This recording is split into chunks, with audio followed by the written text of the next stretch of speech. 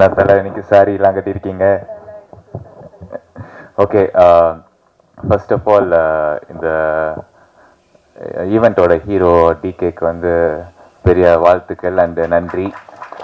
Decay song செம்ம, ரொம்ப நல்லா இருக்குது. அந்த ரெயின் சாங்கும் சரி, அப்புறம் அந்த கல்யாண சாங்கும் சரி, அதில் நடித்தது எனக்கு இன்னும் சந்தோஷம். என்னென்னா, என்னதான் நம்ம வந்து 12 வயசில் ஆக்டிங் கிளாஸ் போனேன், அதுக்கப்புறம் மாடலிங், அதுக்கப்புறம் பிக் பாஸ். என்ன இருந்தாலும் ஆக்டிங்க்கு வந்து நான் புதுசு தான். ஆக்சுவலாக இந்த படத்துக்கு வரும்போது ஒரு எப்படி சொல்கிறது, ஈரமோ இல்லாத, அதாவது ஒரு பதமாக இருக்கும்ல, அந்த மாதிரி ஒரு களிமண்ணாக தான் வந்தேன். ஏன் நான் களிமண்ணுன்னு சொல்கிறேன்னா, அந்த களிமண்ணாக இருக்கும்போது அதுக்கு வந்து எந்த ஒரு வேல்யூவும் இல்லை. ஆனால் அதை வந்து அழகாக ஒரு பொம்மையாக்கி, இல்லைன்னா ஒரு பானையாக்கி அப்படி வந்து சேல் பண்ணாங்கன்னா அதை வாங்கிறதுக்கு வந்து ஆள் இருப்பாங்க. ஸோ அந்த களிமண்ணாக வந்து என்ன மொத்தமாக டைரக்டர் மட்டும் இல்லை, நம்ம குருஜி, அவர் குருஜின்னு தான் கூப்பிடுவேன், Jeeva sir, the dialogue writer, the co director and every thing. ஒரு சீனும் ஒரு ஃப்ரேமும் வந்து என்கிட்ட இந்த மாடுலேஷன் சொல்லலாம் பாலா, இந்த மாடுலேஷனில் சொல்லலாம், இந்த மாதிரி பண்ணலாம் அப்படின்வாரு. ஸோ அது நான் கேட்டுப்பேன். ஏன்னா ரொம்ப நம்ம மேலே அக்கறை எடுத்து சொல்லுவார். அதுக்கப்புறம் செகண்ட் வந்து கேமராமேன், எப்படி சொல்கிறது, பாலா இந்த ஃப்ரேமில் வந்து செம்மையாக இருக்கீங்க, அந்த ஃப்ரேமில் செம்மையாக இருக்கீங்க, இப்படி பண்ணலாம் அப்படி பண்ணலாம். அவர் கேமராவும் தாண்டி அந்த ஸ்கிரிப்டுக்குள்ளே அவர் காட்டின இன்வால்மெண்ட்டு. அதுக்கப்புறம் of course last but not least நம்ம ஜேஎஸ்கே சார்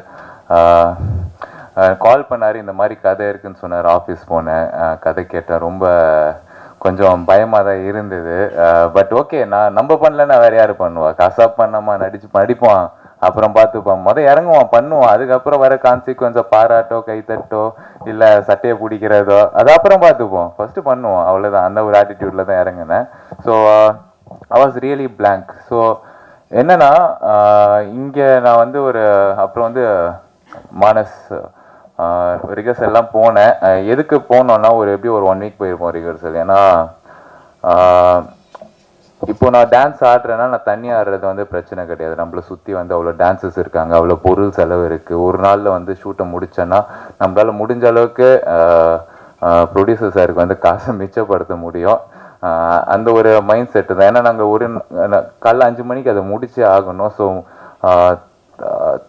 முடிஞ்ச அளவுக்கு ட்ரை பண்ணி அந்த ஒரே நைட்டில் அந்த பாட்டை வந்து மேரேஜ் சாங் வந்து முடிச்சிட்டோம். அதுக்கு முழுக்க நம்மளுக்கு வந்து கோரியோகிராஃப் பண்ணி பொறுமையாக என்னை ஹேண்டில் பண்ணி சொல்லி கொடுத்த கோரியோகிராஃபருக்கு ரொம்ப நன்றி. ஸோ இப்போ இந்த களிமண்ணாக வந்து என்ன அப்படியே செதுக்கி ஒரு பெர்ஃபார்மன்ஸை பண்ண வச்சுருக்காங்க இந்த படத்தில், ஒரு புரியாத சிலை மாதிரி. பட் அந்த எண்ட் ஆஃப் த டே அந்த சிலைக்கு வந்து கலர் தேவையில்லை. அந்த கலர் தான் வந்து நான் கூட நடித்த ஹீரோயின்ஸ். ஏன்னா கலர் இல்லைன்னா நல்லா இருக்காதுல்ல சிலை. ஸோ நான் இந்த படத்தில் வந்து நல்லா பண்ணியிருக்கேன் நீங்கள் நினச்சிங்கன்னா, all credits entirely goes to my movie team technicians and my co artist and all other people. நான் வந்து கொஞ்சம் தாங்க. நன்றி, வணக்கம். And last but not least, இங்கே வந்திருக்க பெரிய ஜாம்பவான் சார் எல்லாருக்குமே வந்து ரொம்ப நன்றி. நீங்கள் இந்த மாதிரி புது ஆர்டிஸ்ட் படத்துக்கு வந்து சப்போர்ட் பண்ணுறதுக்கு தேங்க்யூ ஸோ மச். நல்லா எழுதுங்கப்பா.